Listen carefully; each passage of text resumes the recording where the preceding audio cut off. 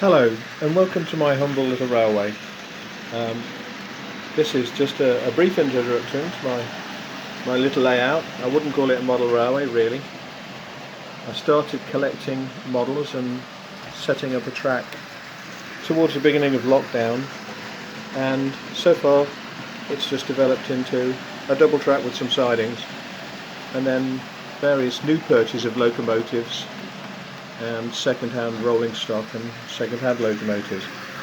And here's a case in point of an issue with regard to misunderstanding what a problem is with a locomotive and coming to the wrong conclusions, and one shouldn't really despair. Now, this is a Castle class locomotive, a Hornby Castle class locomotive from a train pack that was produced in the late 1990s, and it came with 3 rather lovely GWR coaches. I bought it a few days ago, second hand from a model railway shop near where I live, and the motor is brand new really, the locomotive too, the bodywork, so I think I've done quite well. But it's that cursed tender drive that we're always a bit nervous about getting involved with.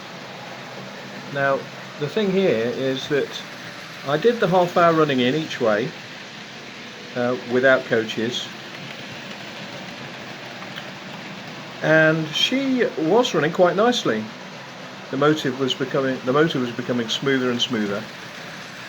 And then today, when I decided to take a leaf out of the book of Barry Davis' web YouTube page and put her behind a heavy train to give her a bit more running in, and I noticed she started to hesitate when passing points, and I was completely baffled by this. I tried checking the back-to-back gauge. I cleaned the connection between the tender and the locomotive. I gave another little go with a fibre brush to clean the wheels and make sure she was picking up current. I inspected the points, and I'd got to the point where I'm thinking, I'm just going to have to live with this. She's an express locomotive. I'm just going to have to run her flying over her points and live with the hesitation, and if it gets too bad, sadly she'd be just parked as an attractive engine to look at. But a little bit more fiddling, and I discovered that all I'd done, so I wasn't fitting the tender to the locomotive properly. I was only partially pushing the tender down onto the sort of receptive device, sort of hook on the back of the locomotive. So effectively, when she was going over points, the front pickup wheel of the tender was rising above the rail and losing contact. And just a little bit of fettling, a gentle push down for a firm connection, and she's running as sweet as a nut. So it just goes to show you that you shouldn't give up when you're baffled. Maybe walk away, have a cup of tea, think about it, give it a few days even. In this case, I was fortunate, it didn't take a few days, it only took a moment or two, and she is running as sweet as a nut. But I will run her for a fair while longer with this empty coal train. And I think I've done very well really for a second-hand purchase. Now here on the other line, the up line I think it is a Hornby 040 saddle tank, and again I have to confess this is a purchase that was stimulated by Barry Davis when he was extolling the virtues of these little Caladonian saddle tanks. So I went online, and I was thinking about getting a Caladonian blue liveried one, but I saw this one in a rather lovely, almost Midland maroon.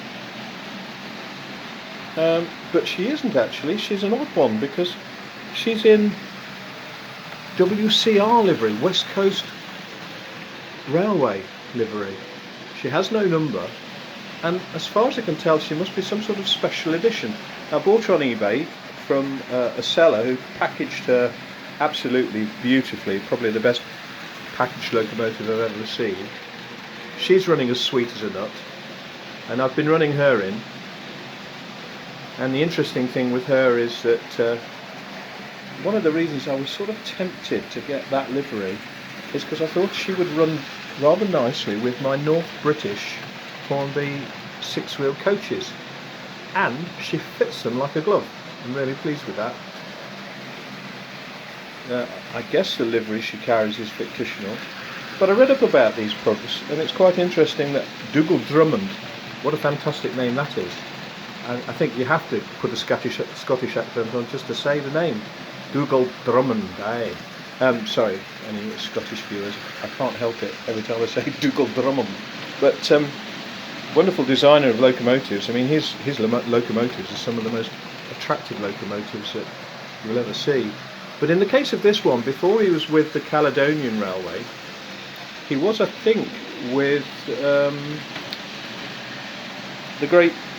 North British Railway, where he designed almost the same design of engine, produced that engine, that later he then produced and ordered for the Caladonian. So that's rather interesting, and I thought, given that I've got North British coaches, it'd be nice to have a saddle tank of that ilk to pull them. So there we are, a short introduction to my little railway, and a bit of waffling from me. And I shall say goodbye now and watch these trains go by in their rather mesmeric fashion. I hope it hasn't made you a bit giddy watching them go round and round. So I shall say goodbye now. All the best to everyone. Bye bye.